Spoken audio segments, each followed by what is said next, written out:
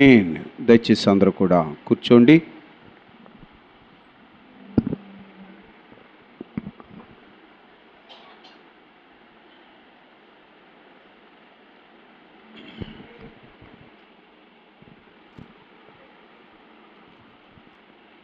పరిశుద్ధ వారములో మొదటి దినముగా శిలువ ధ్యాన కూడికలలో 35వ దినముగా చేరివచ్చినటువంటి సంఘ విశ్వాసులైన ప్రతి ఒక్కరికి హృదయపూర్వకంగా వందనాలు తెలియచేస్తున్నాను. దేవుడు మనలను మన కుటుంబములను దీవించునుగాక. ఆమేన్. మంచిది దేవుని బిడ్డలారా, ఈ దినము కొరకు ప్రభు మనకు అనుగ్రహించిన లేఖన భాగములో నుండి ధ్యానాంశముగా అపోస్తలుడైన పౌలు కొరింథీ సంఘానికి వ్రాసిన మొదటి పత్రిక మొదటి అధ్యాయము, కొరింథీలకు రాసిన మొదటి పత్రిక మొదటి అధ్యాయము 18వ వచనమును చదువుకుని ధ్యానం చేసుకుందాం. సిలువను గూర్చిన వార్త నశించుచున్న వారికి వెర్రితనము గాని రక్షింపబడుచున్న మనకు దేవుని శక్తి. చిన్న మాట ప్రార్థన చేసుకుందాం. ప్రేమ కలిగిన మా తండ్రి, పరిశుద్ధుడా పరిశుద్ధుడా పరిశుద్ధుడా మహోన్నతుడు అయిన మా దేవానికి స్తోత్రము, కృతజ్ఞతలు, వందనాలు తండ్రి. ప్రభువా, ఇదిగో నాయనా ప్రభువా, నీ మహాకృప చేత తండ్రి ఈ 35వ ధ్యాన కూడికను తండ్రి మీరు అనుగ్రహించినందుకు స్తోత్రములు. కూడిక ఏర్పాటు చేసిన ప్రియ కుటుంబము నాయనా తండ్రి, ఇదిగో రాజమ్మ గారి కుటుంబమును బట్టి ప్రత్యేకంగా నిన్ను స్తుతిస్తున్నా. వారి గర్భఫలములను దీవించండి, కుటుంబాన్ని దీవించండి, రక్షించండి నాయనా, నీ సన్నిధిలో భద్రపరచండి. అలాగే చేరి వచ్చిన ప్రతి ఒక్కరిని బట్టి ప్రభువా, మరి ఆయా ప్రాంతాలలో ఉండి నీ వాక్యాన్ని వింటున్న బిడ్డలను బట్టి నీకు వందనాలు. మాతో మాట్లాడండి, సర్వసత్యాన్ని మాకు నేర్పించండి, బ్రతికించండి. మా ప్రార్థన అంగీకరించుమని యేసు నామములో వేడుకొనుచున్నాము తండ్రి, ఆమేన్. మంచిది దేవుని బిడ్డలారా, రాయబడినటువంటి మాట పరిశుద్ధాత్మ దేవుడు తెలియపరిచిన ఈ మాటను మనము శ్రద్ధతో ధ్యానించుకుందాం. 18వ వచనము, సిలువను గూర్చిన వార్త నశించుచున్న వారికి వెర్రితనము, రక్షించబడుచున్న మనకు దేవుని శక్తి. ఈ మాటను మనము జాగ్రత్తగా గమనిస్తే సిలువను గూర్చిన వార్త అనేటువంటి ఈ విషయమే కొంతమందికి వెర్రితనము, కొంతమందికి శక్తి అన్నాడు. ఏమండి, ఏంటి అది? దేనిని గూర్చి? సిలువను గూర్చిన వార్త. సిలువ కాదే, సిలువ కాదు, సిలువను గూర్చిన వార్త. అది కొంతమందికి వేళకోళము, వెర్రితనము, అజ్ఞానము. ఎందుకంటే వారు లోక విషయంలో జ్ఞానులేమో కానీ సిలువను గూర్చిన వార్త వారికి గ్రహింపు లేక సిలువను గూర్చిన వార్తను వారు వెర్రితనంగా తీసుకుంటారు. అది కొంతమంది.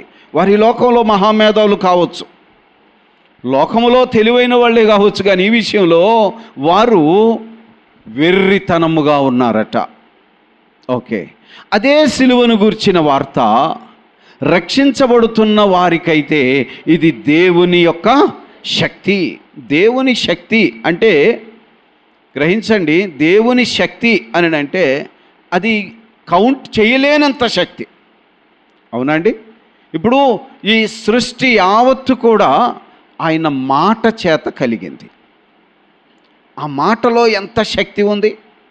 మానవునికి శక్తి ఉన్నది, మానవునికి మేధాశక్తి ఉన్నది, మేధస్సు, జ్ఞానము, శక్తి అది. ఏమండి, ప్రతిదానికి పవర్, ఎలక్ట్రిసిటీ, విద్యుత్తు శక్తి ఉన్నది, విద్యుత్తులో శక్తి ఉన్నది, పెట్రోల్లో శక్తి ఉన్నది. చూడండి, చాలా శక్తి అంటే మనకు తెలియనిది కాదు. ఈ శక్తి అంతటికి కర్త దేవుడు కదా. ఆయన శక్తి యొక్క ఒక అణువు, ఒక అణువు ఈ శక్తులన్నిటికంటే ఎక్కువ. ఆ మాట మీకు అర్థమైందా?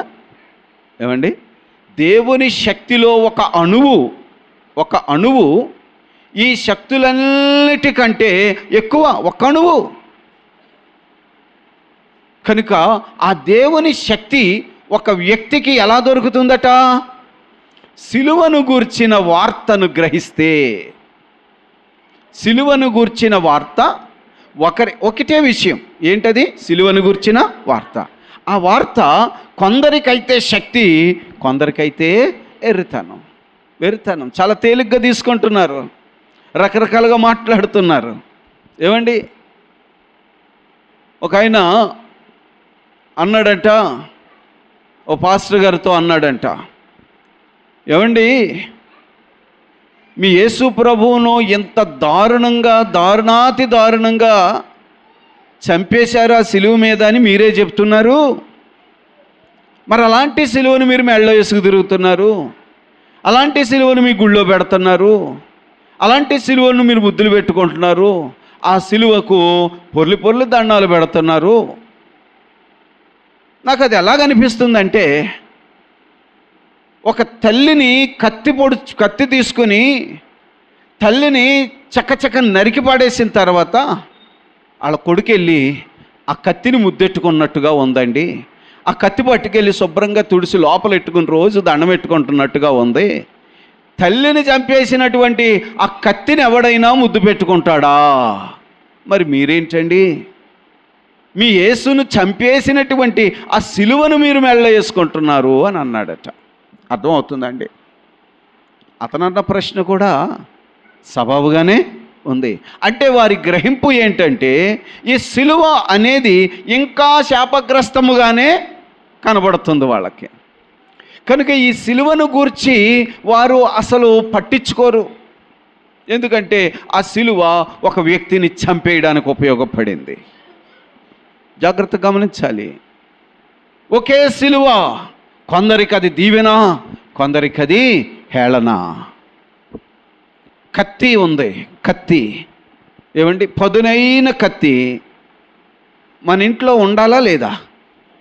కత్తి అవసరం లేని కుటుంబం ఏదైనా ఉంటుందా? కత్తి అంటే పోనీ చాకు, షార్ప్గా నువ్వు కూరగాయలు కోసుకోవడం దేనికైనా కత్తి అనేది లేని ఇల్లు ఉండదు. కత్తి ఎంత ప్రయోజనమో అంతే ప్రమాదం. కత్తే ఒకే వస్తువు అటు ప్రయోజనముగా కనబడుతుంది, ఇటు ప్రమాదంగా కూడా కనబడుతుంది. గమనించండి, సిలువ అంతే, సిలువ కూడా అంతే. సిలువను గూర్చినటువంటి వార్త అలాంటిదే. కొందరికి ఎంతో దీవెన, శక్తి. ఏ శక్తి అది? దేవుని శక్తిని ధరించుకునేటువంటి బలము ఆ సిలువను గూర్చిన మాట వినుట ద్వారా కలుగుతుందట. వార్త అది కొంతమందికి అయితే వెర్రితనము. మీకు అర్థం అవడానికి నేను ఒక మాట చెప్తున్నాను, జాగ్రత్త గమనించండి. సంఖ్యాకాండం గ్రంథంలోకి ఒకసారి వద్దాం. సంఖ్యాకాండము గ్రంథము 21వ అధ్యాయంలో జరిగినటువంటి ఈ సంఘటన మనకు అందరికీ, క్రైస్తవ సమాజానికి బాగా తెలిసిన విషయమే.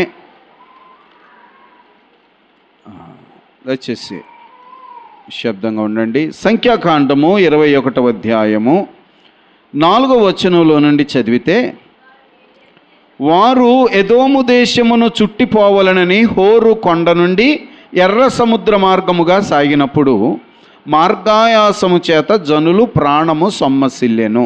ఎవరు? ఇశ్రాయేలు ప్రయాణములో ఇశ్రాయేలీలు కొంచెము చుట్టూ తిరిగి రావాల్సి వచ్చినందున వారు మార్గములో ఆయాసము చేత కొంచెము సొమ్మసిల్లారు, నీరసపడ్డారు. ఓకే కదండి, నీరసపడ్డారు. అప్పుడు 5వ వచనం, కాగా ప్రజలు దేవునికిని మోషేకు విరోధముగా మాట్లాడి, ఈ అరణ్యంలో చచ్చుటకు ఐగుప్తుల నుండి మీరు మమ్మల్ని ఎందుకు రప్పించారు? ఇక్కడ ఆహారం లేదు, నీళ్లు లేవు, చవిసారం లేని అన్నం మాకు అసహ్యమైనది అని ఎవరి మీద సణిగిరి? దేవుని మీద, దేవుడు ఏర్పాటు చేసిన నాయకుడైన మోషే మీద వారు సణిగిరి. కాబట్టి దేవుడు ఏం చేశాడంట? 6వ వచనం, అందుకు యెహోవా ప్రజలలోనికి తాపకరమైన సర్పములను పంపెను. తాపకరమైన సర్పము అంటే ఏంటన్నమాట? మంచి పొగరుబోతుగా, చాలా కోపముగా ఉండేటువంటి సర్పం. ఇక వాళ్ళకి అడుగేస్తే పాము, ఈ తట్టెత్తితే పాము, ఈ చాపెత్తితే పాము, ఇటుగా వెళ్తే పాము, కాటు కాటు కాటు కాటు, అందరూ సర్పపు కాటు చేత అనేకులు చనిపోయారట. ఎందుకు చనిపోయారు? ఎందుకు దేవుడు సర్పములను పంపాడు? ఏమండి? వారు సణిగిరి, నాయకుడి మీద సణిగిరి, పంపిన దేవుని మీద సణిగిరి. అసలు ఎందుకు తీసుకొచ్చావు అక్కడి నుంచి మమ్మల్ని అన్నారు. అప్పుడేమో ప్రభువా భరించలేకపోతున్నామని మొరపెట్టారు. తీరా తీసుకొచ్చిన తర్వాత మమ్మల్ని ఎందుకు తీసుకొచ్చావని దేవుని మీద సణిగిరి. అందుకు దేవుడు ఏం పంపాడు పనిష్మెంట్ చెప్పండి? తాపకరమైన సర్పములు. ముసలపాములు కాదు, ఏదో స్లోగా అట్ల దారినట్టు వెళ్ళిపోయే పాములు కాదు, అటు వెళ్తే మనిషిని పరిగెత్తుకొచ్చి కరిసే పాములు. తాపకరమైన పాములు అంటే వెరీ అగ్రెసివ్ అన్నమాట, చాలా కోపంగా ఉండేటువంటి ఆ పాములను దేవుడు పంపించాడు. అప్పుడు ఏం జరిగింది చూడండి, 6వ వచనము, పంపెను. అవి ప్రజలను కరువగా ఇశ్రాయేలీయులు అనేకులు. ఇప్పుడు భయం వేస్తుందా? భయం వేయదా? ఏమండి? అడిగేయాలంటే భయం వేస్తుంది. అప్పుడు ప్రజలు పరిగెత్తుకుని మోషే దగ్గరకు వచ్చి, 7వ వచనం, కాబట్టి ప్రజలు మోషే యొద్దకు వచ్చి, మేము యెహోవాకును నీకును విరోధముగా మాటలాడి పాపము చేసితిమి. యెహోవా మా మధ్య నుండి సర్పాలను తొలగించినట్లు దయచేసి మా కోసం ప్రార్థన చేయండి అని మోషేను వేడుకున్నారు. చాలా జాగ్రత్తగా గమనించాలి. ఈ విషయాన్ని మీకు ఎందుకు చెప్తున్నానో అర్థం చేసుకోండి. అలాగా ప్రార్థన చేసినప్పుడు దేవుడు మోషే ప్రార్థనను ఆలకించి ఏమన్నాడంటే, 8వ వచనం, మోషే ప్రజల కొరకు ప్రార్థన చేయగా యెహోవా ఏమన్నారు? నీవు తాపకరమైన సర్పము వంటి ఒక ప్రతిమను చేయించి స్తంభము మీద పెట్టుము, అప్పుడు కరవబడిన ప్రతివాడు దాని వైపు చూచి బ్రతుకునని సెలవిచ్చెను. ఓకే, కాబట్టి మోషే ఇత్తడి సర్పం ఒకటి చేయించి స్తంభము మీద దానిని పెట్టాను. అప్పుడు సర్పపు కాటు తినిన ప్రతివాడు ఆ ఇత్తడి సర్పమును నిదానించి చూచినందున బ్రతికెను. ఇది జరిగిన విషయం. ఇప్పుడు మీరు గమనించాలి, నేను ఎందుకు చదివించానంటే, ఇది సర్పము కొంతమందిని చంపింది, అదే సర్పము కొంతమందిని. అదేంటది? నేను ఇందాక అన్నాను కదా, సిలువ కొంతమందికి వెర్రితనం, అంటే వాళ్ళందరికీ ఆ సిలువను బట్టే శిక్ష, వెర్రితనము. కొంతమందికి ఈ సిలువను గురించిన వార్త వారికి శక్తి. ఇప్పుడు మనం చదువుకున్న ఈ చరిత్రలో సర్పము కొంతమందికి చావు కదా, మరి బతకాలంటే ఏం చేయమన్నాడు? అదే సర్పపు బొమ్మను పెట్టమన్నాడు అక్కడ. ఎందుకు అలాగా? ఆలోచన చేద్దాం. ఎందుకు అలాగా? అమ్మా, ఒకే సర్పము, కొంతమంది దాన్ని చూసే దానివల్ల చచ్చిపోయారు, దానివల్లే బతికారంట. ఎలాగా అంటే మీరు ఆలోచన చేయండి. ఒక చిన్న ఎగ్జాంపుల్గా చెప్తున్నాను. ఒక చిన్న కుర్రోడు ఉన్నాడు అనుకోండి, వాళ్ళు బాగా అల్లరి చేస్తూ ఉంటే తండ్రికి కోపం వచ్చి ఇంత వైర్ ఇచ్చుకుని గట్టిగా వీపు మీద వరుస పెట్టి కొడితే, ఇప్పుడు ఆ పిల్లోడు నానా ఇంకెప్పుడు చేయను బాబోయ్ అంటాడు కదా. ఆ కొట్టేసిన తర్వాత ఆ బెత్తం లేక ఆ వైర్ని అలా గోడకు తగిలిచ్చి ఇంకోసారి ఎప్పుడైనా అల్లరి చేసాడు చూసావు కదా ఇది అని దేన్ని చూపిస్తాడు? ఆ బెత్తాన్ని చూపిస్తాడు. అంతేనా? ఇప్పుడు పిల్లోడు ఎప్పుడైనా అల్లరి చేశాడు అనుకోసారి దాని వంక చూడరా అన్నప్పుడు పిల్లోడికి ఏమవుతుంది? అది చూడడంతోనే అమ్మో ఇంతకుముందు ఈ బెత్తముతో నా ఈపు చిట్లిపోయింది, ఇంకోసారి నేను అల్లరి చేశానంటే మళ్ళీ ఆ బెత్తం పోడవలసి వస్తుంది అని భయం పుట్టదా? ఇంక అస్తమానం కొట్టక్కర్లేదు, దాని ఒక చూపిస్తే చాలు. అమ్మ మీరు ఆలోచన చేయండి, సర్పములు ఎందుకు కరిసే వాళ్ళని? తిరుగుబాటు చేశారు, సణిగారు, దేవుని మీద సణిగారు. పనిష్మెంట్ వచ్చిందా లేదా? పనిష్మెంట్ వచ్చింది. అయ్యా తప్పు అయిపోయింది అయ్యా, ఇంకెప్పుడు చేయమయ్యా అని అంటే దేవుడు ఏమన్నాడు తెలుసా? ఇంకెప్పుడు కూడా సర్పపు కాటుకు చచ్చిపోకుండా ఉండాలంటే ఆ పామును అక్కడ పెట్టయ్యా అన్నాడు, గోడకు తగిలించిన బెత్తంలాగా. అప్పుడు ఎవరైనాను సర్పపు కాటు ఎందుకు తగులుతుంది? తప్పు చేసినందుకు. ఇప్పుడు దాని వైపు చూస్తే ఏమవుతుంది? భయం పుట్టి తప్పైంది నాయన అని క్షమించమని అడుగుతున్నాడు. అర్థమైందా? కాబట్టి ఏం జరిగింది? తప్పుకు జరగాల్సిన శిక్ష క్షమాపణ వలన తప్పుకున్నాడు. ఇప్పుడు అక్కడ ఉన్నటువంటి సర్పములో జీవం ఉందా? బతుకున్న సర్పం చంపేసింది. కానీ ఇప్పుడు దానికోసం అక్కడ ఏం పెట్టమన్నాడంటే, దాన్ని ఒకసారి గుర్తు చేయి బాబు మోషే, దాని బొమ్మ అక్కడ పెట్టు. ఆడికి బొత్తుగా చిన్న చిటక లేకుండా సణిగేస్తున్నాడు. నేను ఎందుకు తీసుకొచ్చానో వాడికి అర్థం అవ్వట్లేదు. ఓసారి దాన్ని చూపించు. అర్థమైందా లేదా? అది గోడకు తగిలించిన బెత్తం లాంటిది. అలా కాదుకూడదు. ఏముందో దాంతో లెక్కంటే పాము గారు చస్తాడు. అవునా? ఆడు చావకుండా ఉండాలంటే వాడు ఏం చేయాలి? అమ్మో దేవుడు కొడతాడని భయమేసి క్రమశిక్షణను పాటించాలి. అంతేనా కాదా? ఇప్పుడు మీరు గమనించండి, సర్పము అనేటువంటిది చంపినది అయ్యింది.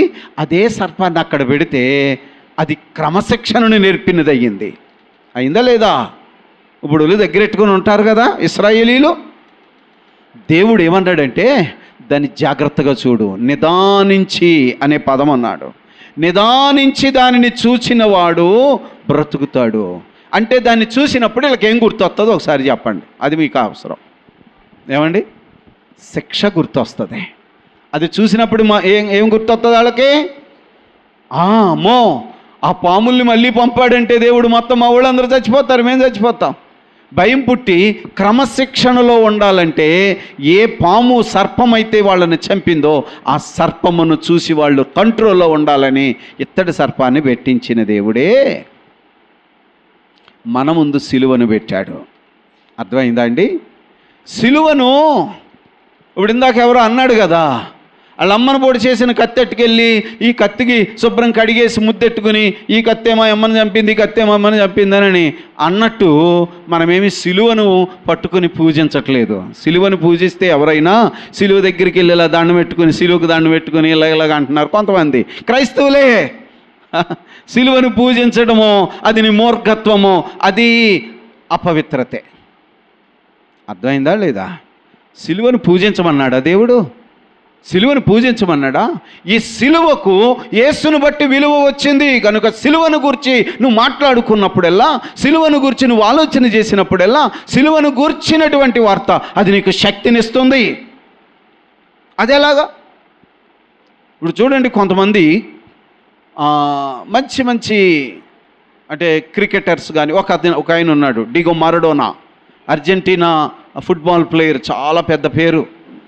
ఆ మారడోనా అనేటువంటి ఆయన కనీసం మ్యాచ్లో కనీసం 2 గోల్స్ వేస్తాడట.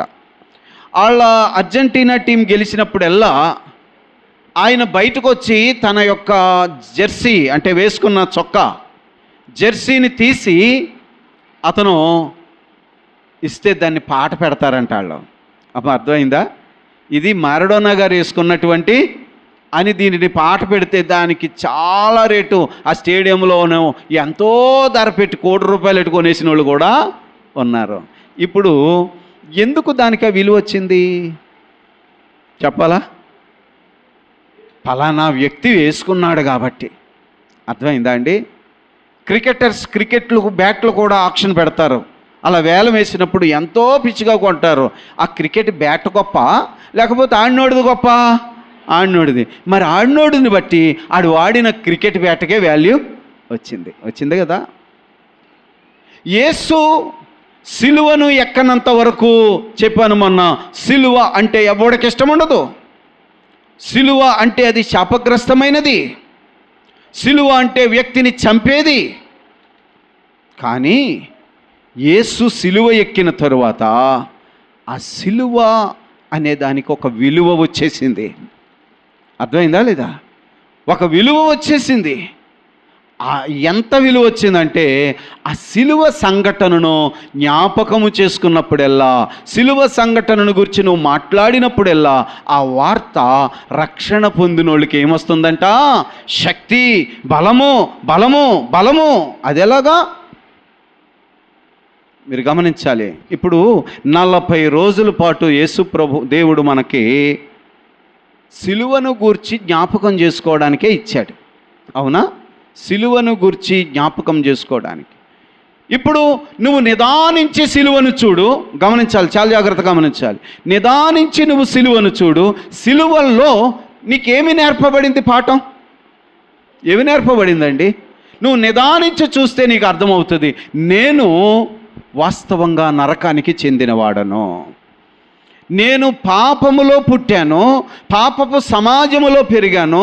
పాపము తప్ప నాయందు ఇసుమంత కూడా మంచితనము లేదు.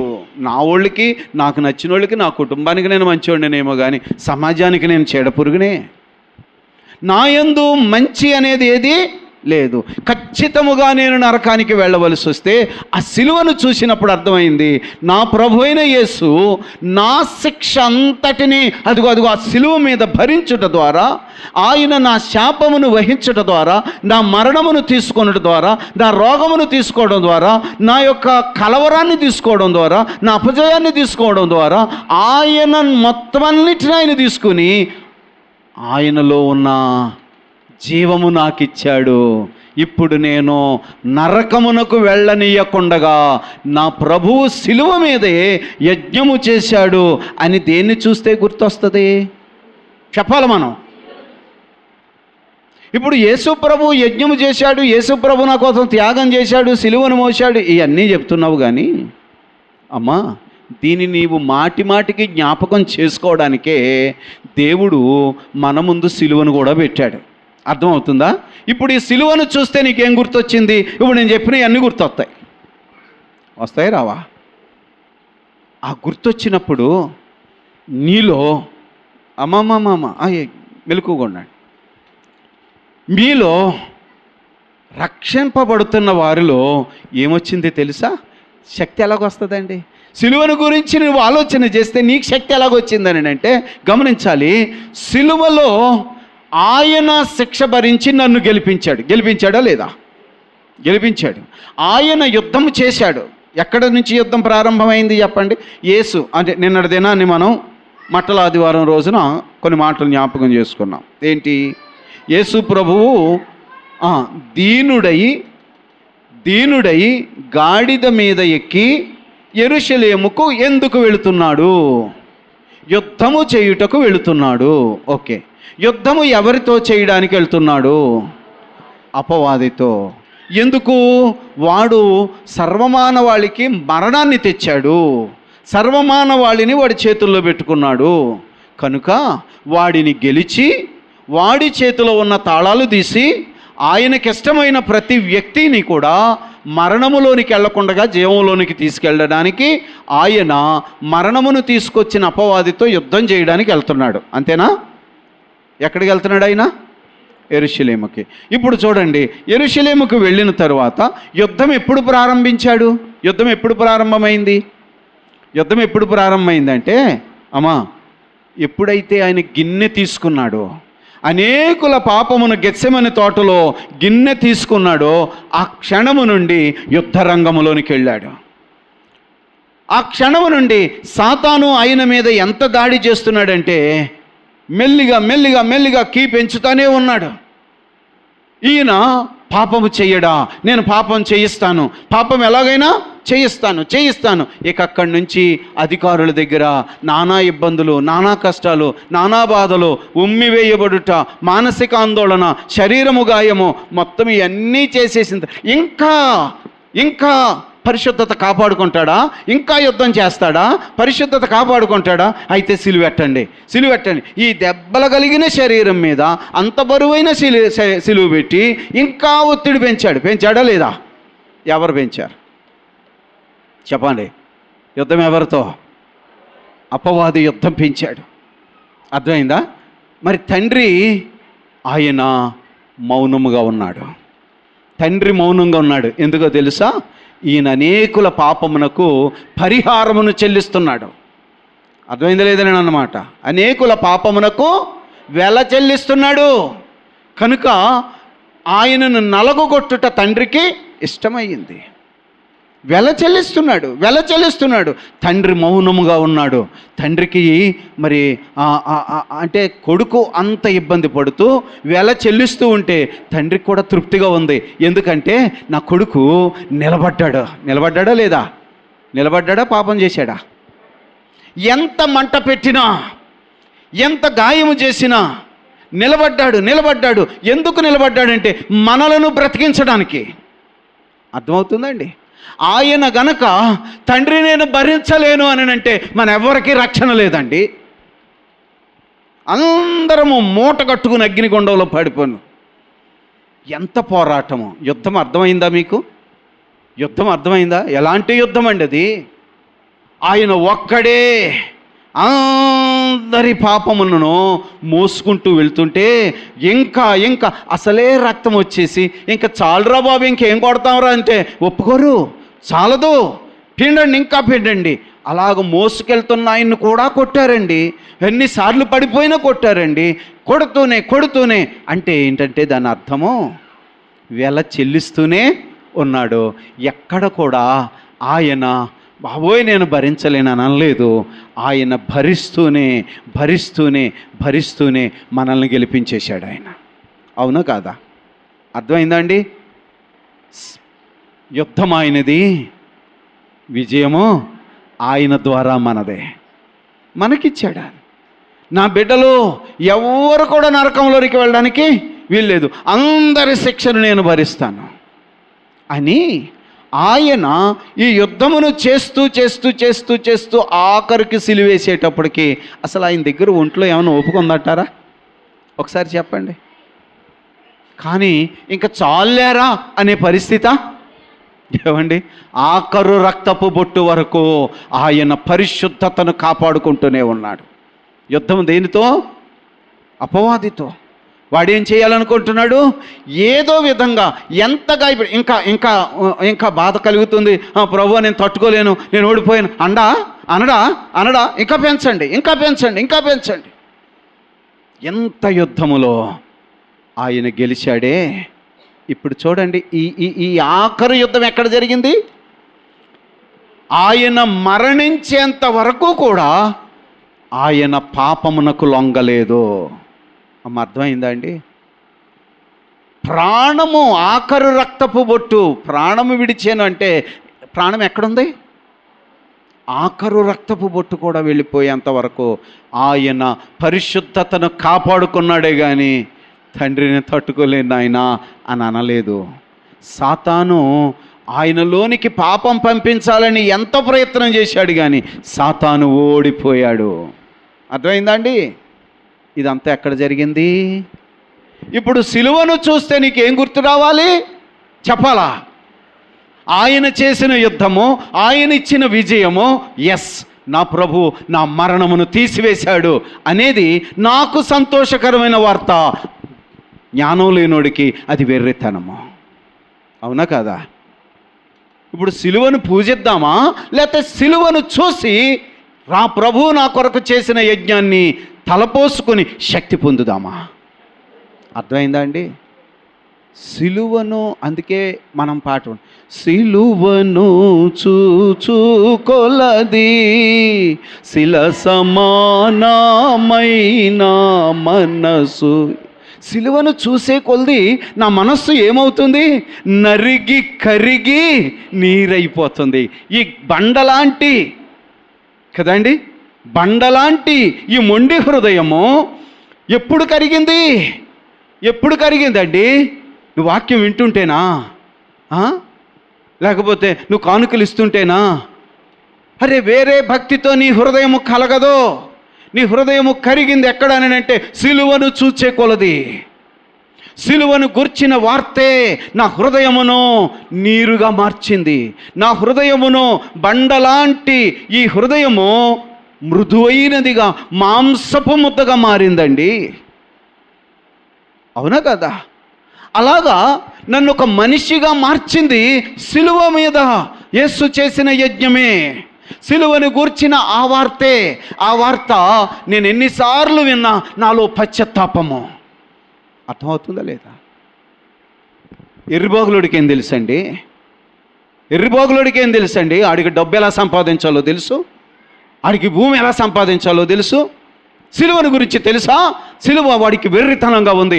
నాకు నీకు అయితే దేవుని శక్తి. ఆ సిలువ మీద నా ప్రభువు నన్ను బ్రతికించాడు, నన్ను గెలిపించాడు. ఇప్పుడు నాకు ఒక పాఠం నేర్పాడు. ఏమిటో తెలుసా? నన్ను ఆయన తన కుటుంబంలోనికి, అనగా తన సైన్యములోనికి చేర్చుకున్నాడు. నేను అడిగినాను చెప్పాను కదా, సైన్యములోనికి. అప్పుడు నేను ఎవరి సైనికుడను? క్రీస్తు యేసు యొక్క సైనికుడను. నా క్రీస్తు అపవాది తలను చితక్కొట్టాడు, నాకు యుద్ధం అప్పగించాడు. ఆడి కింద పనిచేస్తున్న ఈ దురాత్మలు ఉన్నాయే, అవునండి, మనము పోరాడునది శరీరులతో కాదు, ఆకాశ మండలమందున్న దురాత్మల సమూహముతో కదా, అవునా? ఆడు తల అయితే చితికిపోయింది, ఇంకా ఆడు పిల్లబచ్చాలి ఎవరెవరో గొంతులేస్తున్నారే, వాళ్ళతో నువ్వు యుద్ధం చేయాలా లేదా? వాడు మనల్ని ఏం చేస్తున్నాడు? భయపెట్టి అబద్ధమాడకపోతే నీ పరువు పోద్ది, అబద్ధమాడు, మోసం చేయి, ఏదో రకంగా బతికేద్దు. కానీ ఎవరు చేస్తున్నారు ఇవి? నిన్ను పాపములోనికి పడవేయాలని శత్రువు యొక్క, సాతాను యొక్క దూతలు ప్రయత్నం చేస్తుంటే, సిలువను చూసినప్పుడు నాకు శక్తి కలిగి, అర్థమవుతుందండి, నాకు శక్తి కలిగి, ప్రభువా నువ్వు నాకు విజయం ఇచ్చావు, నేనెందుకు అబద్ధం ఆడాలి, నేనెందుకు వీడికి లోబడాలి, నేనెందుకు మోసం చేయాలి, నేనెందుకు ఈ శరీర సంబంధమైన వాటి మీద దృష్టి పెట్టాలి, నాకు విజయము దయచేయండి నాయనా అని ప్రార్థిస్తామా లేదా? చెప్పాలా? ఎప్పుడు వస్తుంది ఇది? నీ లోకం తట్టు తిరిగెత్తే నీకు వస్తుంది అనుకుంటున్నావా? చెప్పాలా? దేనిని చూస్తే, దేనిని గూర్చిన వార్త నీకు శక్తి? సిలువను గూర్చిన వార్త దేవుని శక్తి. ఆ వార్త మనకు కావాలండి. ఆ వార్తను గురించే నువ్వు మాట్లాడాలండి. నీ పొరుగు వారితో సిలువను గురించి మాట్లాడు, నీకు శక్తి, ఆ వ్యక్తికి శక్తి. పాపము చేయలేము. పాపము చేయించడానికి సాతాను మన ముందు నిలబడలేడు. ఎందుకో తెలుసా? విజయ పదములో ఉన్న ప్రభువుకు జయము జయము జయము జయమని ఆయన సైనికులుగా ఆయన వెంట ఉన్నాం. దేన్ని చూసినప్పుడు, దేని గురించి మాట్లాడినప్పుడు, దేని గురించి పాడినప్పుడు అర్థమవుతుందా? సిలువ అంటే నాకు శక్తి, ఆడికి భయం. ఆడి తల చేత కొట్టింది ఎక్కడా? నా ప్రశ్న మీకు అర్థమైందా? ఇప్పుడు ఆదికాండం 3:15 ఏం రాసి ఉందండి? ఒకసారి చదవండి. ఆదికాండం గ్రంథం 3:15. మరియు నీకును స్త్రీకిని నీ సంతానమునకును ఆమె సంతానమునకును వైరము యుద్ధం కలుగుతుంది. ఆ వైరములో చదువమ్మా. అది నిన్ను తల మీద కొట్టును. అది అని ఎవరితో చెప్తున్నాడు దేవుడు? స్త్రీతో, అపవాదితో చెప్తున్నాడు. యుద్ధము జరుగుతుంది. ఆ యుద్ధములో ఆయన, అది అన్న దగ్గర కింద 1 నంబర్ వేసి ఇచ్చాడు కదా, ఆయన నిన్ను తల మీద చితక కొడతాడు, తల మీద కొట్టును, నీవు ఆయనను మడిమ మీద కొట్టెదవు గాని ఆయన నిన్ను, చెప్పాలా, తల చితక కొడతాడు. దానికి గుర్తుగానే ఏ వ్యక్తి అయినా పామును చంపినప్పుడు తల చితక కొడతాడు. యేసు అపవాది తలను చితకగొట్టిన చోటేంటి చెప్పాలా? తలను చితకగొట్టిన స్థలము ఎక్కడా? ముక్తగా అంటుందో చెప్పాలి. నిద్రయోడు కూడా చెప్పేయచ్చు ఈ ప్రశ్నకి సమాధానం. సిలువ. ఎక్కడ చితకొట్టాడు ఆయన? సిలువ మీద. సిలువను చూస్తే సాతానుకు భయము, మనకు శక్తి. మనకు విజయం వచ్చింది ఎక్కడండి? మనకు విజయాన్ని ప్రకటించింది ఎక్కడండి? నా మరణాన్ని తీసుకున్నది ఎక్కడండి? నా మీద మరణము లేకుండా చేసింది ఎక్కడండి? అవునా కదా? ఆ వార్త నీకు సరిగ్గా అర్థం కాక ఇంకా బిక్క చచ్చినట్టు బతుకుతున్నావు. ఆ వార్తను గురించి నువ్వు సరిగ్గా చెవి పెట్టక, నువ్వు దృష్టి పెట్టక, ఆ సిలువను గురించి ఏదో మెళ్ళేసుకు తిరిగిది అనుకుంటున్నావు. రౌడీలు కూడా గుండెలిప్పి, చొక్కా గుండెలిప్పి సిలువ వేసుకుని రౌడీజం చేస్తున్నారు. అది తెలుసా? వెర్రితనము. సిలువను గూర్చిన వార్త చెప్పండి అందరూ. అది నాకు దేవుని శక్తి. రక్షణ పొందాం మనం. అవునా? ఎక్కువ దేని గురించి మాట్లాడుకోవాలి మనం? అందుకే ప్రభు అన్నాడు, ప్రతి దినము సిలువెత్తుకో, ప్రతి దినము సిలువెత్తుకో, ప్రతి దినము సిలువ గురించి మాట్లాడు. ప్రతి దినము సిలువకు దండ పెట్టద్దు, సిలువకు దండం పెట్టొద్దు. అలా కొంతమంది రోమన్ క్యాథలిజం చేస్తున్నారు అలాగా. కాబట్టి సిలువకు నమస్కరించడొద్దయ్యా, సిలువ మీద యేసు చేసిన యజ్ఞమును గురించి నువ్వు మాట్లాడు. ఆ యజ్ఞము వలన నాకు బ్రతుకు కలిగిందని గ్రహిస్తే నీకు శక్తి. అపవాది నీ ముందు నిలబడతాడా, పారిపోతాడా? మాటసాలుగా అంటున్నారా నిజంగానే చెప్పాలా? నువ్వు ఇది గ్రహించి, ఎంత శక్తి అండి, ఎంత బలం అండి, అపవాదిని నువ్వు ఎదిరించగలవు కదా. అప్పుడు ఏంటి? అబద్ధం ఆడాలా? అబద్ధం ఆడకపోతే ఆడు పీకి తీసేస్తాడా? నా ప్రభువు సిలువలో ఆడి పీకి ఎప్పుడో తీసేశాడు. అవునా కదా? నాకు శక్తి వస్తుందా, బలహీనత, భయం వస్తుందా? కదండి. ఏ శక్తి అది చెప్పండి అందరూ. ఏ శక్తి అది? దేవుని శక్తి. సిలువను గూర్చి నువ్వు మాట్లాడినప్పుడెల్లా నీలో ఒక ఉత్సాహము, నీలో ఒక బలము, ఉజ్జీవము. నేనెందుకు భయపడాలి? రోగము నేనెందుకు భయపడాలి? నా ప్రభు సిలువ మీద నా రోగమును తీసుకున్నాడా లేదా? అరే, అన్ని విషయములలో నువ్వు ధైర్యముగా ఫీల్ అవ్వడానికి ప్రభు మన ముందు సిలువను పెట్టాడు. సిలువను చూచిన కొలది నీలో శక్తి రగులుతుంది. ఎందుకంటే చూసి ఇలా దండం పెట్టుకుంటేనా? చెప్పాలా? చూడటం అంటే ఏంటి? నిదానించి చూడటం అంటే ఏంటి? ధ్యానం చేసుకో. ముసలమ్మ ముచ్చట్లో వ్యర్థమైన కవుళ్ళు కాదు. సిలువను గురించి మాట్లాడు. నీ జీవితంలో అపవాది ఎంటర్ అవ్వలేడు. అంత శక్తి అండి ఈ సిలువ ద్వారా. గ్రహించండి, సిలువ ద్వారా నేను మరణమునకు చెందిన నేను దేవునితో సమాధానపరచబడ్డాను. అవును కదా? దేవునితో ఏమయ్యాను? రీకనెక్ట్ అయ్యాను. సిలువ ద్వారా జీవము గల దేవునితో నేను రీకనెక్ట్ అయ్యాను. సంతోషమా కాదా? అమ్మ, గ్రహించిన వాళ్ళు ఒకసారి చప్పలు కొట్టి సంతోషాన్ని చెప్పండి. గ్రహించిన వాళ్ళు థ్యాంక్ యూ. ఎందుకంటే మీరు గ్రహించారని నాకు తృప్తి. ఇది గ్రహించాలమ్మా.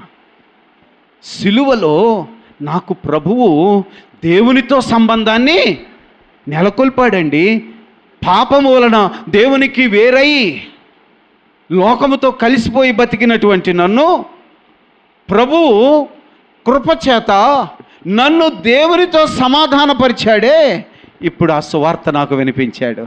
ఆ సువార్తను నమ్మినటువంటి వ్యక్తులంగా మనము ప్రభువా నీకు వందనాలు నాయన, నాకెంత భాగ్యం ఇచ్చావు నాయన చెప్తామా? చెప్పమప్పుడు ఎంత భాగ్యం ఇచ్చావు నాయన, ఎంత ఏడ్చాను ప్రభువా, ఎంత భయపడిపోయాను, బతుకు కోసం భయపడిపోయాను, పరిస్థితుల కోసం భయపడిపోయాను. సాతానుగాడు మమ్మల్ని ఏడిపించేశాడు. ప్రభువా ఈ సంగతి మాకు తెలియక ఈ దిక్కుమాలిన బతికాం. సువార్తను నమ్మినటువంటి వ్యక్తి ప్రభువు పాదముల దగ్గరకు వచ్చి కృతజ్ఞతలు చెప్తాడా లేదా? నువ్వు నమ్మవనడానికి అదే రుజువు. నమ్మవా? నవ్వాను. మరేంటి ముఖంలో ఇంకా ఆనందం కనపడటం లేదు? నమ్మాను కానీ అన్నది చాలా చిన్న విషయంగా ఉన్నది. నువ్వు నమ్మితే ఆనందముతో ఆయనకు కృతజ్ఞతాస్తుతులు చెల్లిస్తావు. ప్రభువా నీకు వందనాలు నాయన, దౌర్భాగ్యం నన్ను తండ్రితో సమాధానపరిచావు. ఇప్పుడు తండ్రితో సమాధానపరచబడ్డాక గమనించాలి, ఇప్పుడు నీ ప్రార్థన తండ్రి దగ్గరికి వెళ్తుందా వెళ్ళదా? చెప్పాలందరూ ఈ మాట.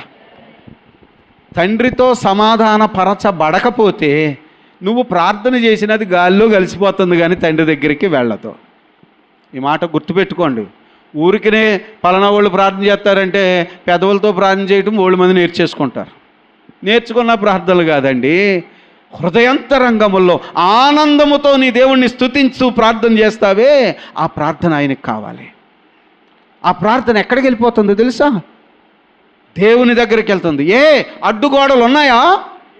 తీసేశాడు ఆయన. సిలువలో అడ్డుగోడలు తీసేశాడు. దేవునితో నన్ను సమాధానపరిచాడు. రోమపత్రిక 5వ అధ్యాయం ప్రారంభ వచనం.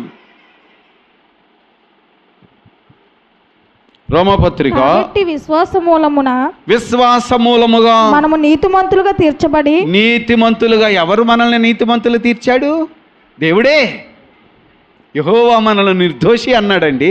ఎందుకు? నేను ఆయన నమ్మాను. అంతేనా కదా? అందరికి అర్థమైంది మాట. దేవుడు నీతిమంతులుగా తీర్చాడట. అంటే నువ్వు నిర్దోషివిరా, నీ మీద కేసులేమీ లేవు నాయనా అన్నాడంట. ఎందుకన్నాడు? నిన్ను గురించి ఎందుకన్నాడు? నువ్వు నమ్మావు గనుక కదా. నమ్మావు అని అంటే రుజువేది? నమ్మావు కాబట్టే నువ్వు ఆనందంతో దేవుణ్ణి స్తుతిస్తున్నావు. అర్థమైందా? కేసులు కొట్టేశాడని నువ్వు నమ్మిన తర్వాత దిగాలుగా ఉంటావా, ఆనందంగా ఉంటావా?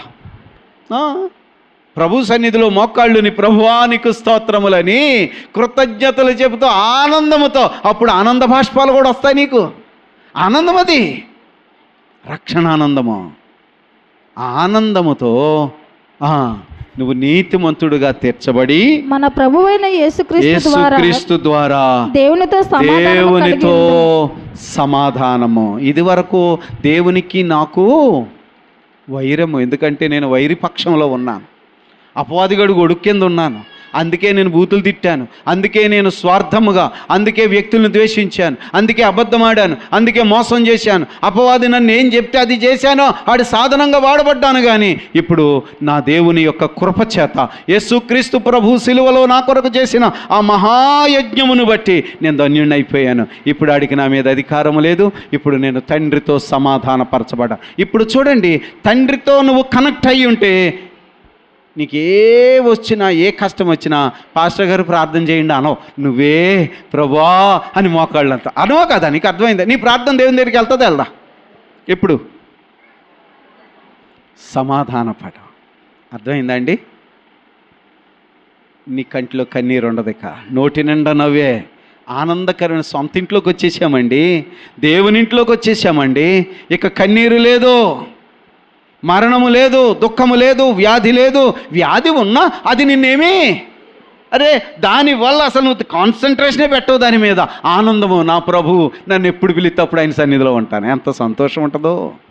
ఆనందం అండి అది, రక్షణానందం అంటే అదే. కాబట్టి గమనించండి, సంతోషముతో ప్రభువును స్తుతించి ఆనందిస్తావు. ప్రభువా ఎంత గొప్ప కార్యం చేసావు నాయన. లోపలికి శక్తి వస్తుందా, నీరసం వస్తుందా? చెప్పండి. ఇప్పుడు ఏ శక్తి అది? దేవుని శక్తి. అంటే నేను ఒక బేరీజ్ వేసి చెప్పాను. ఈ లోక సృష్టి అంతట్లో ఉన్న శక్తులు చాలా ఉన్నాయి.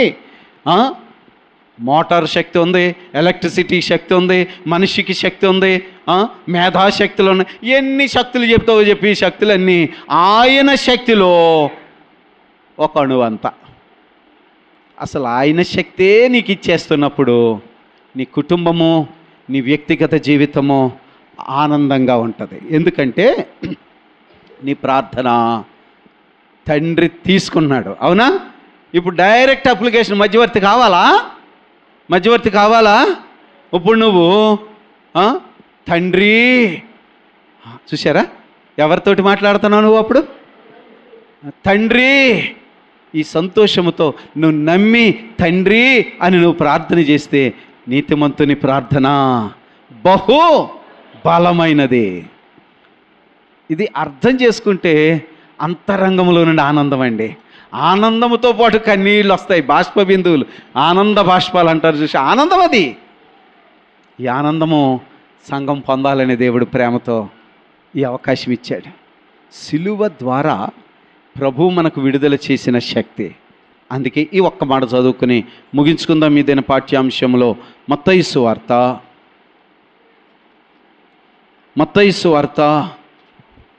21వ అధ్యాయము. మత్తయి 21వ అధ్యాయములో 21వ వచనము 22 వచనాలు చూద్దాం. అందుకు యేసు చెప్పిన మాట, మీరు విశ్వాసము కలిగి ఏం చెప్పాలి? విశ్వాసము కలిగి అంటే ఏంటి చెప్పండి? ఏమి విశ్వసించాలి? యేసుని విశ్వసించాలి, దేవుని విశ్వసించాలి, ఇవి కాదు ఈ సండే స్కూల్ పిల్లల జవాబులు. నీకు అర్థమయ్యింది అంటే నువ్వు దేనిని విశ్వసించాలి? ప్రభువు నా కొరకు చేసిన కార్యము, ఇప్పుడు నేను అపవాది చేతిలో లేను, ఇప్పుడు ఆయన సిలువ సైనికుడను. అంతేనా? ఇప్పుడు నేను ఆయన సైనికుడను, నేను తండ్రితో కనెక్ట్ అయ్యాను, నా యందు దోషము లేదు. ఉందా లేదా? చెప్పాలి, ఉందా లేదా? నేను నీతిమంతుడని ఎంతమంది చెప్పగలరు? ఎవడో చెప్పలేదు. ఎంత ఫెయిల్ అయిపోయారు. నేను చెప్తాను, ఎందుకంటే నా భక్తిని బట్టి కాదు నీతి, నా ప్రభువుని నేను నమ్మాను. అర్థమైందా లేదా? నువ్వు నమ్మలేదు కాబట్టి నీకు ధైర్యం చాలే. చూసావా? ఇది విశ్వసించిన వాడికి అన్నాడు ఈ మాట. నేను అడిగిన ప్రశ్నకు నీ దగ్గర నుంచి రైట్ ఆన్సర్ రాలేదంటే నీ హృదయంలో నేనంత పరిశుద్ధుడిని ఏంటి అన్న ఒక దౌర్భాగ్య స్థితి ఉండిపోయింది. అమ్మా, అందరం అదే కోవకు చెందిన వాళ్ళము. నమ్మాము గనక నీతిమంతుడిగా తీర్చాడు. అర్థమైందా? నీ దగ్గర ఎంత పాఠం చెప్పినా నీలో ఉత్సాహం రాలేదు. నేను ప్రభువుని నమ్మాను, ఆయన నన్ను నీతిమంతునిగా తీర్చాడు. అది నమ్మిన ఎడల, అది విశ్వసించుట అంటే. అమ్మ, విశ్వసించడం అంటే ఏంటంటే దేవుణ్ణి నమ్మడం అండి. ఆ జవాబులు కాదే. అలాంటి 100 సార్లు చెప్పేసావు, ఇప్పుడు అసలు దానికి జవాబు చెప్పలేకపోయావు అంటే నీ ఆత్మీయ స్థితి విశ్వాసంలో ఉన్నట్టా, లేకపోతే ఇంకా కొంచెం ఆలోచనలో పడినట్టా? ఆలోచనలో పడ్డావు. ధైర్యముగా చెప్పగలిగిన మాట అండి, నన్ను బట్టి కాదు, నా ప్రభువు సిలువలో నా శిక్షను భరించాడు, ఆయనని నేను ఆశ్రయించాను, ఆయన కృపచేత నన్ను నీతిమంతునిగా తీర్చాడు. ఈ దినమున కన్ను మూస్తే నా ప్రభువు కృపను బట్టి నేను యుగయుగాలు ప్రభుతో ఉంటాను. ఇది నిశ్చయత, ఇది దేవుని యొక్క బలము. అర్థమైందా? ఇది శక్తి. ఇది మన భక్తిని బట్టి కాదండి. అయ్యో, వీడు పెద్ద భక్తిపరుడు అంట, అది నీ పిచ్చతాను. భక్తిపరుడు కాదు, నమ్మాను. నమ్మిన తర్వాత ఆయన నాకు ఇచ్చిన అవకాశం ఏంటంటే ప్రభువు యొక్క లక్షణాలు నేర్చుకోవడానికి నాకు అవకాశం ఇచ్చాడు, అంతే. ఇప్పుడు బతుకుతున్న దేనికోసం? ప్రభువు లక్షణములు నేర్చుకొనుట కొరకు. ఎంత సంపూర్ణత కలిగి ఉంటే అంత స్థానము నాకు ఉంటుందనే ఆశ. అర్థమవుతుందో లేదా అండి? కాబట్టి గమనించండి, ఇప్పుడు దేవునితో కనెక్ట్ అయిన వాడు ఎవరు? విశ్వసించిన వాడి గురించి అన్నాడు. మీరు విశ్వాసము కలిగి సందేహింపబడకుండా. అసలు సందేహించొద్దమ్మా, ఆయన నా శిక్ష అంతా భరించేశాడు, ఇప్పుడు నా మీద కేసులు లేవు. సందేహపడొద్దు. విశ్వాసముంచి సందేహింపకుండిన ఎడల ఈ అంజూరపు చెట్టుకు జరిగిన దానిని చేయటం మాత్రమే కాదు, ఈ కొండను చూచి నువ్వు ఎత్తబడి సముద్రములో పడవేయుదువు గాక అని చెప్పి. అవుతుందా? చెప్పాలి, అవుతుందా? నా వల్ల ఏమవదు, దేవుని శక్తి. అర్థమవుతుందండి? నమ్మాను, ప్రభువు సిలువలో నా కొరకు చేసిన ఆ వార్తను నేను నమ్మాను, ప్రభువును ఆనందంతో ఆరాధించాను, స్తుతించాను. ప్రభువుని అడిగాను, నాయనా ఇలాంటి అడ్డముంది నా జీవితంలో, నన్ను అడ్డుకుంటున్నటువంటి ఈ కొండ యేసు నామములో ఇది తొలగిపోవునుగా కంటే మీరు భూమి మీద దేనిని విప్పుతారో పరలోకంలోనే విప్పుతాను అన్నాడు దేవుడు. అది ఎంత పెద్ద కొండ అయినా, కొండ అంటే దాని అర్థం ఏంటి? సమస్య. అర్థమైందండి? మరి సమస్యలను పెట్టే కదా ఆడు మనల్ని బెదిరిస్తున్నాడు. ఈ కొండను చూచి సముద్రములో పడుము అని నువ్వు చెప్పితే అన్నాడు. చెప్పడం అన్నాడా? ప్రభా ఆ కొండను తీసేనైనా అనమన్నాడా? వినాలి, చాలా జాగ్రత్తగా అర్థం చేసి. కొండను తీసేనైనా, పెద్ద ప్రాబ్లం వచ్చింది అయినా, కొండను తీసేనైనా అన్న. ఒరే, నువ్వు నన్ను నమ్మలేదా? దేవుని శక్తి నీలోనికి వచ్చినప్పుడు నువ్వే చెప్పు ఆ కొండతోటి. అర్థమైందా లేదా ఈ మాట? నువ్వే చెప్పు. దేనితోటి చెప్పాలా? కొండలాంటి శోధన, కొండలాంటి సమస్య, అది కొన్ని కోట్ల వేలు కోట్ల సమస్య అయినా సరే చెప్పు, నీ నోట నా మాట ఇచ్చేసాను అన్నాడా లేదా? ఎంత అద్భుతం అండి! దేవుని ప్రేమ, దేవుని ప్రణాళిక మనకు అర్థం అవ్వకుండా బలహీనమైన బ్రతుకు, నిర్లక్ష్యమైన బ్రతుకు, సిలువను గూర్చిన వార్తను పక్కన పెట్టేసిన బ్రతుకు బతికి నష్టపోవద్దు. దేవుని శక్తి వచ్చిందంటే ఇక మన ముందు కొండ నిలబడుతుందా? సమస్య నిలబడుతుందా? ప్రభుత్వాలు చేసే చట్టాలు నిలబడతాయా? ప్రభుత్వం రేపు ఎల్లుండి కూడా మనకి వ్యతిరేకంగానే ఉండబోతుంది. వ్యతిరేకంగా బాబోయ్ మరి ఎలాగా శక్తి లేనుడు అలాగంటాడు. మోకాళ్ళుని ఆ బండతో మాట్లాడు అన్నాడా? మోషేని ఏమన్నాడు? నీళ్లు కావాలంటే నువ్వు వెళ్ళి ఆ బండతో మాట్లాడు, అది నీకు నీళ్ళు ఇచ్చును. మాట్లాడు. దేవునితో సమాధాన పడ్డావు, దేవుని శక్తి నీలోనికి వస్తుంది. దేనిని బట్టి వచ్చింది? అందరూ చెప్పండి. సిలువను గూర్చిన వార్త. సిలువను గూర్చిన వార్త. నీ నోట ఆ వార్తనే మాట్లాడు, నీ పక్కోళ్ళతో ఆ మాటే మాట్లాడు, నీతో ఆ వార్తనే మాట్లాడు. ధ్యానం చేసుకో, ప్రభువా సిలువలో నువ్వు నాకు చేసిన ఇంత గొప్ప మహత్కార్యాన్ని బట్టి వందనాలని ఆనందముతో ప్రభువును స్తుతించు, గనపరచు. ఆ శక్తితో నీకు అసాధ్యమైనది ఏదియో నువ్వు దేవుని నమ్మిన ఎడలా ఆయన మహిమ చూస్తావు. అదే 22వ వచనం అన్నాడు, మరియు మీరు ప్రార్థన చేయనప్పుడు వేటిని అడుగుతారో అవి దొరికేశాయి అని నమ్మిన ఎడలా అన్నిటినీ మీరు పొందుతారు. ఎందుకంటే ఇప్పుడు నీలో ప్రవహిస్తున్నది ఏంటి చెప్పండి అందరూ? దేవుని శక్తి. సిలువను గూర్చిన వార్త నశించుచున్న వారికి అది వెర్రితనంగా కనపడుతుంది. రక్షణ పొందిన నాకు నీకు దేవుని శక్తి పొందుకుందాము. ఆ శక్తిని పొందుకుందాం. ఆ శక్తి ఇంకా నీ దగ్గర రాలేదు అని అంటే నీ నమ్మికలో ఎక్కడో అపశృతి ఉంది, అపనమ్మిక ఉంది, సందేహం ఉంది. నేను పాపం చేస్తున్నాను కదా, నేను పరిశుద్ధుడు ఏంటి అని అంటే నువ్వు ఎప్పటికీ పరిశుద్ధుడు కాలేవు, ఎప్పటికీ పాపమును జయించలేవు. నా యుద్ధము నేను చేయలేనండి, నా ప్రభువు యుద్ధం చేసి నన్ను నీతిమంతుడిగా చేశాడు గనక ఇప్పుడు విజయోత్సవంతో ఈ యొక్క వాడి దూతలను నేను జయించగలను. అవునా కదా? నేను జయించగలను. ఉత్సాహము, దేవుని యొక్క ఆ రక్త ధారలు నాలో ప్రవహిస్తున్నప్పుడు శక్తితో మనం సమస్తము చేయగలము. దేవుడి పరిశుద్ధాత్మ ద్వారా మనలో ఈ గొప్ప కార్యము జరిగించి ధన్యులుగా మనల్ని అంగీకరించునుగాక. ఆమేన్. రండి ప్రార్థన చేసుకుందాం, మోకరించుకుందాం.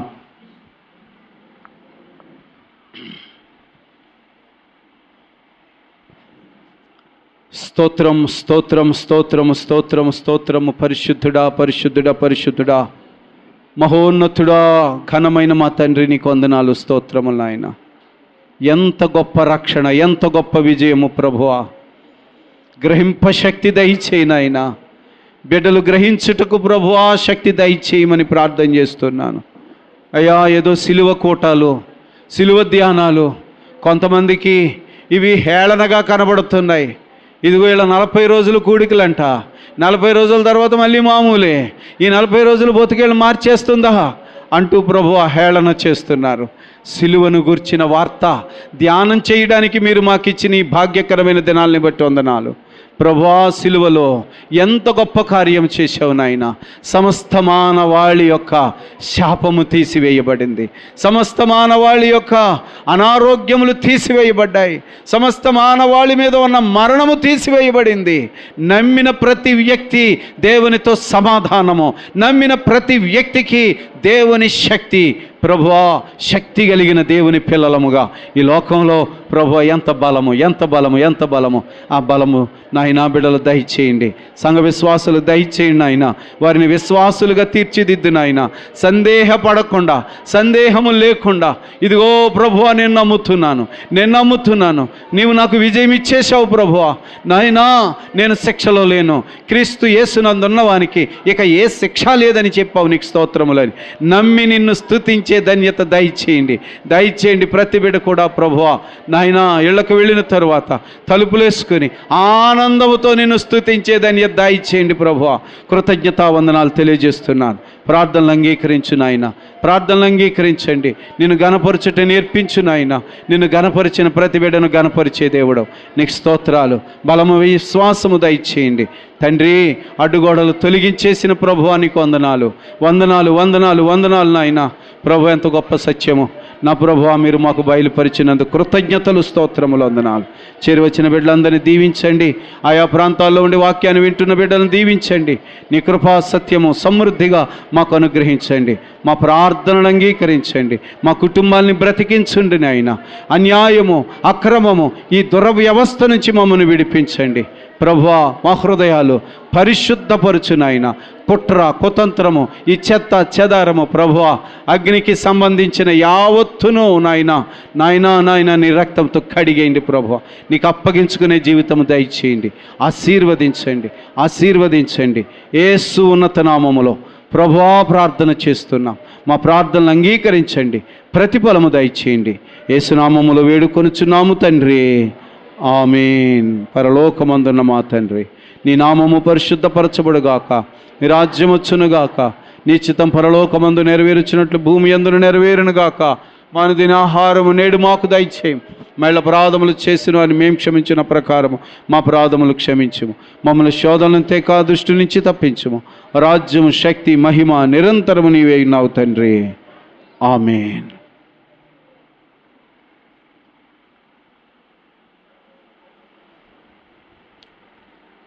మన తండ్రి అయిన దేవుని యొక్క ప్రేమ, కుమారుడు రక్షకుడైన యేసుక్రీస్తు ప్రభులు వారి యొక్క కృప, పరిశుద్ధాత్మ దేవుని సన్నిధి, సమాధానము, పరిశుద్ధాత్మలో ఆనందించుచు విజయము వెంబడి విజయము జయోత్సవములతో అపవాదిని వాని క్రియలను జయించగలిగిన దేవుని శక్తి చేరివచ్చిన మనలో, విశ్వాసులమైన మనలో ప్రభు కుమ్మరించి దీవించునుగాక. ఆమేన్ ఆమేన్ ఆమేన్.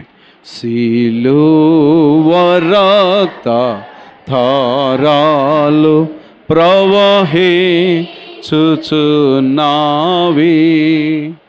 వరైన దానిలో మున్గిన శుద్ధి నొందేదారు.